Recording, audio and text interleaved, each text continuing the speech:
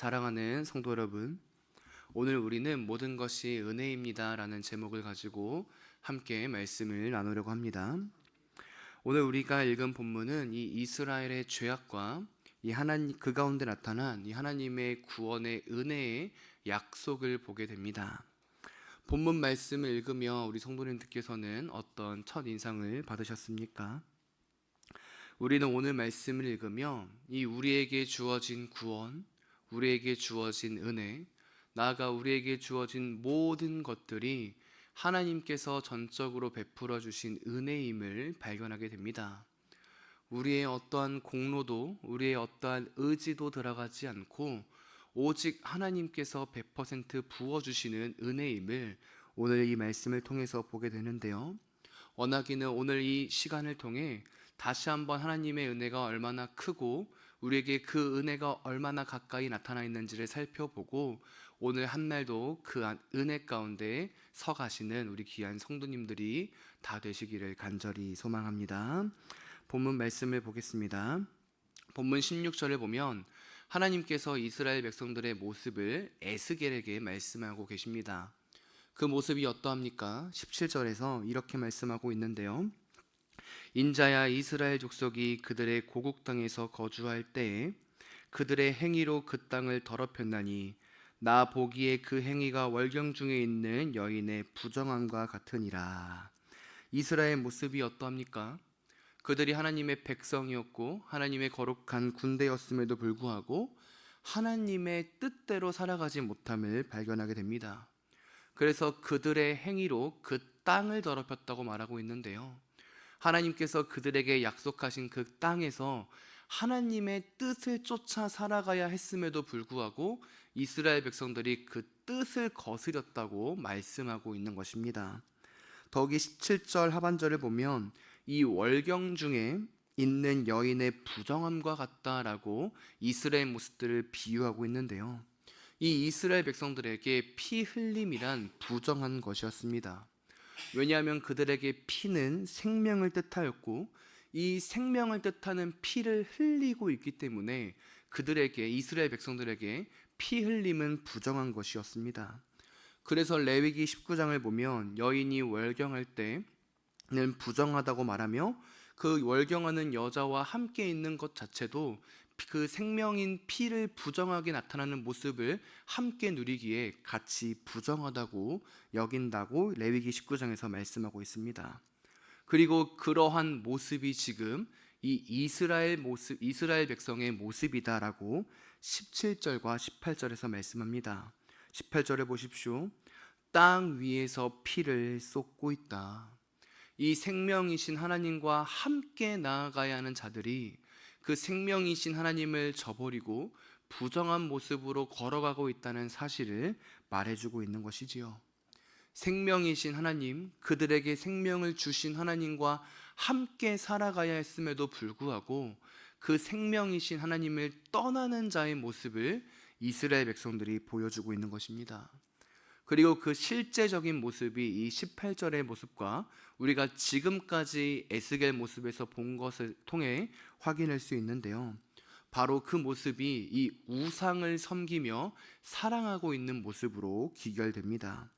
즉 이스라엘 백성들이 이 피 흘리는 부정한 모습처럼 혹은 이 생명 없는 자의 모습처럼 이 생명 없는 우상들을 사랑하며 섬기며 나아갔던 모습, 즉 하나님을 거역하고 반역하는 모습을 이스라엘 백성들이 행하였다라고 에스겔에게 지금 하나님께서 말씀하고 계신 것입니다.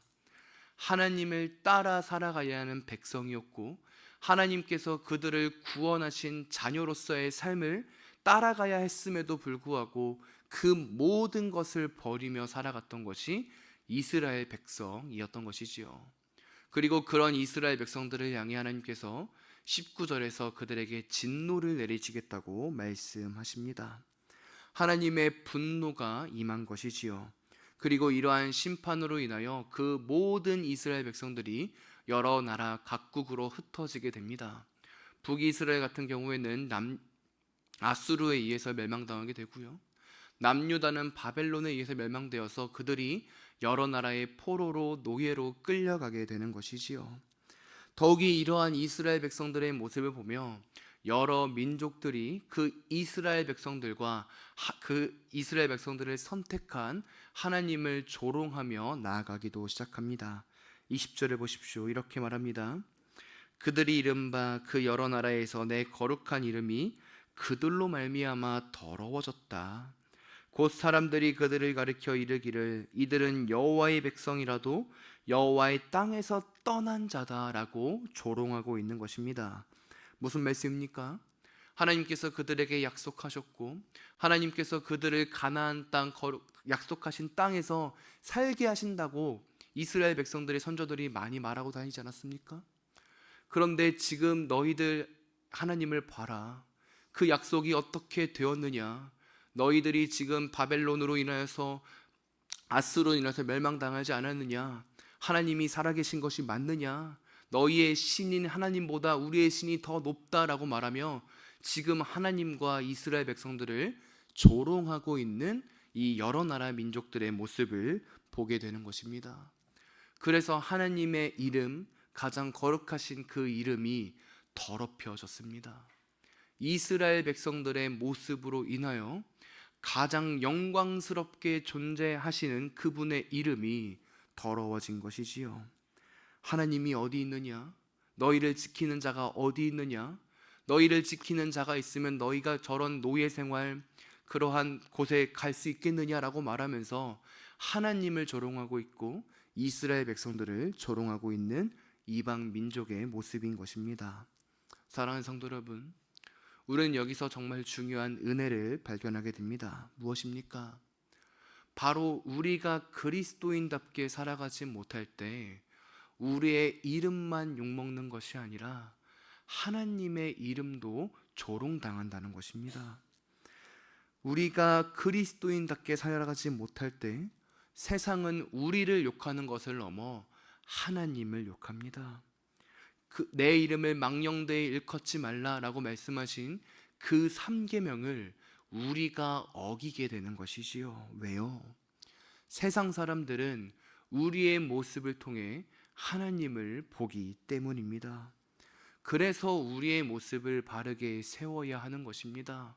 우리의 하나하나의 모습이 세상 사람들이 볼 때 악행을 저지르는 모습과 같이 나아갈 때 그들은 우리의 모습을 보며 저들을 봐라. 그리스도인이라고 할지라도 세상과 똑같지 않느냐? 똑같이 악을 악으로 대하지 않느냐? 저러니 우리가 왜 하나님을 믿어야 되느냐? 왜 교회에 나와야 되느냐라고 말하며 우리를 욕할 뿐만 아니라 교회의 주인 되시고 세상의 주인 되시는 하나님을 욕하게 되는 것입니다. 그래서 우리는 하나님의 자녀답게 살아가야 합니다. 이 세상 속에서 하나님이 주신 그 사명의 직분을 가지고 그분 보시기에 아름답게 살아가야 하는 것입니다. 세상이 어떠한 모습을 우리에게 준다 할지라도 그들이 우리에게 어떠한 악을 드러낸다 할지라도 성경이 말하고 있듯이 우리는 선으로 갚아야 할 줄 믿는 것입니다. 그런데 진지하게 우리의 모습을 보십시오.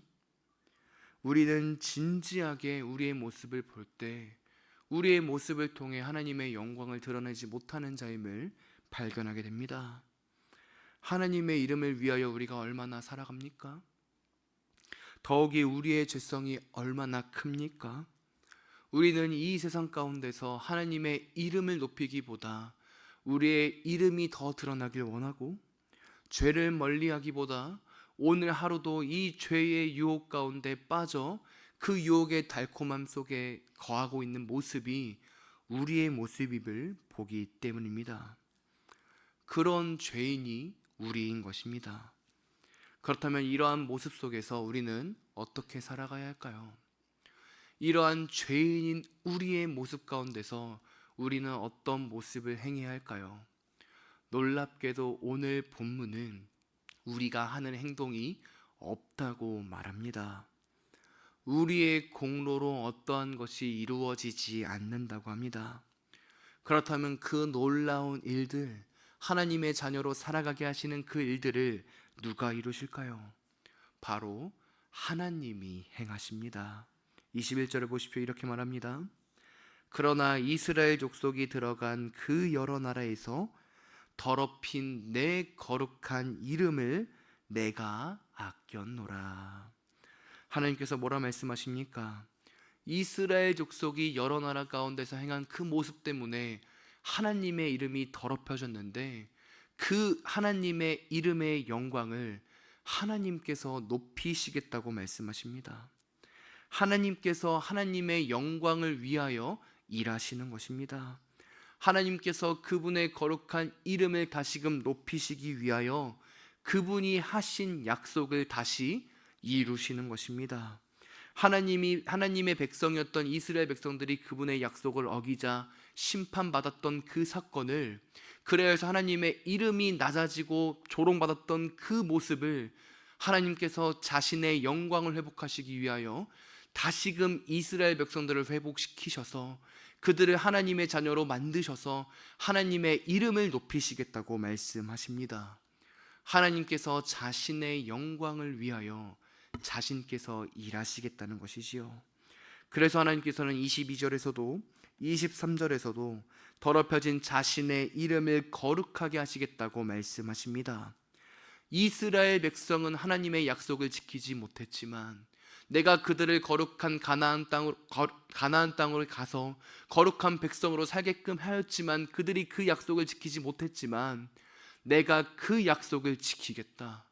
다시금 그들을 하나님의 자녀로 회복시키고 다시금 그들을 고국 땅으로 돌아가게 하여서 하나님의 백성으로의 삶을 드러나게 하겠다라고 말씀하시면서, 그리하여서 내 더러워진 그 이름 역시 내가 회복하겠다라고 말씀하고 계시는 것입니다.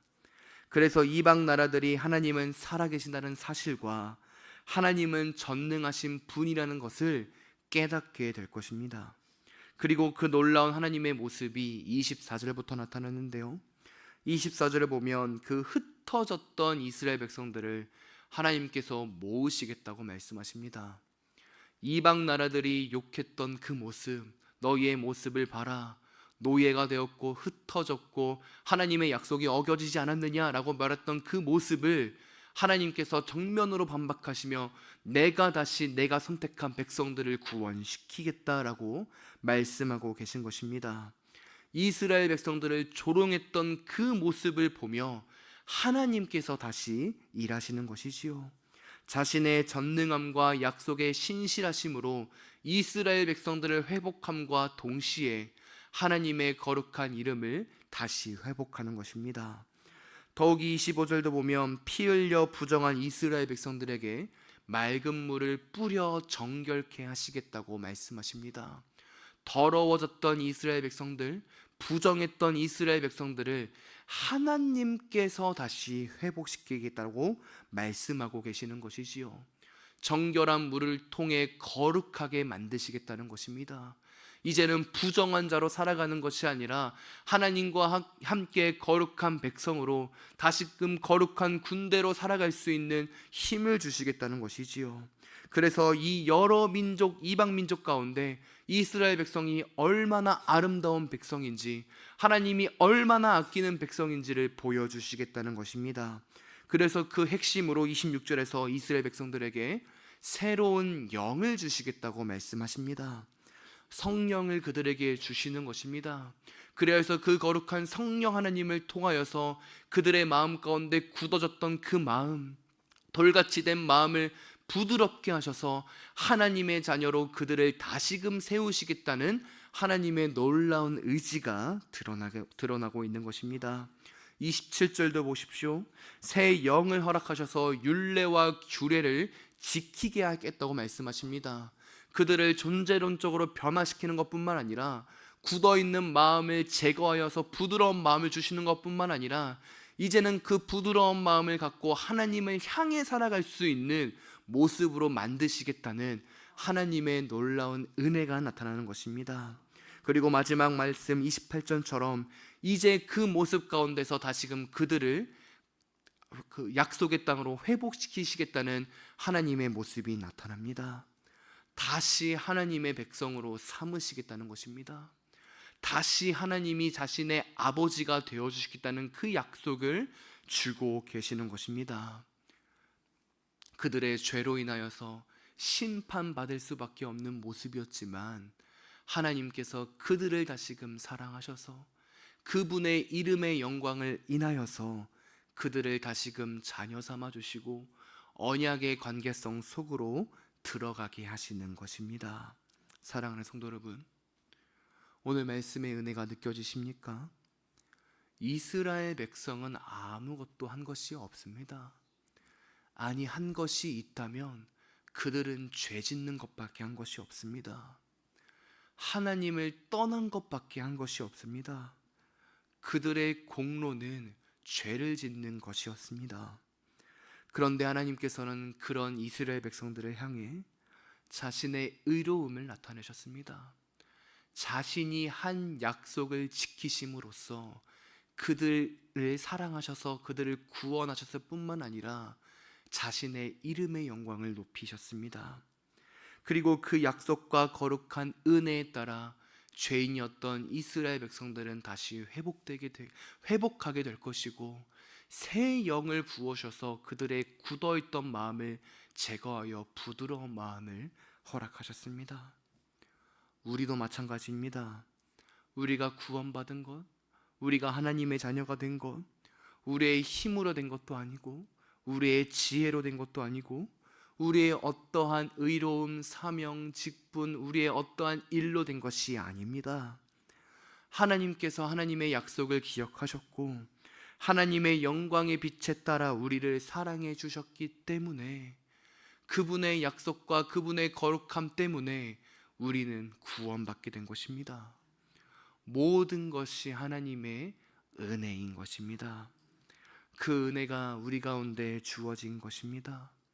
그 은혜가 있기 때문에 우리 마음 가운데 돌같이 굳어졌던 마음이 부드러운 마음이 되어 하나님의 말씀을 스며들게 한 것이고 그 성령 하나님이 은혜 가운데 우리 안에 주어졌기 때문에 오늘도 우리가 이 한날의 삶을 그분과 함께 살아갈 수 있게 되는 것입니다.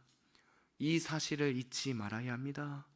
평생토록 우리가 기억해야 될 것은 우리의 어떠한 의가 아니라 하나님의 은혜로 우리가 살아간다는 사실입니다. 우리의 삶이 어떠하든지 우리의 모습이 어떠하든지 모든 것이 하나님의 은혜요, 그분이 주신 은혜로 살아가는 자가 하나님의 자녀, 성도, 거룩한 백성인 것입니다. 그러니 오늘 하루도 그 은혜를 구하며 살아가는 우리 귀한 성도님들이 되시기를 소망합니다. 그 은혜만이 우리를 살립니다. 어떠한 상황 속에 있을지라도 우리가 낮아지더라도 우리가 높아지더라도 우리가 아프더라도 우리가 잘 살더라도 그 은혜가 그 삶을 주는 것임을 믿으시고 오늘 한날도 그 은혜와 살아가는 귀한 성도님들이 되시기를 간절히 소망합니다. 우리 삶에 가장 필요한 것 하나님이 주시는 은혜, 구원, 사랑입니다. 그 은혜 속에 거하는 귀한 성도님들 다 되시기를 간절히 원합니다.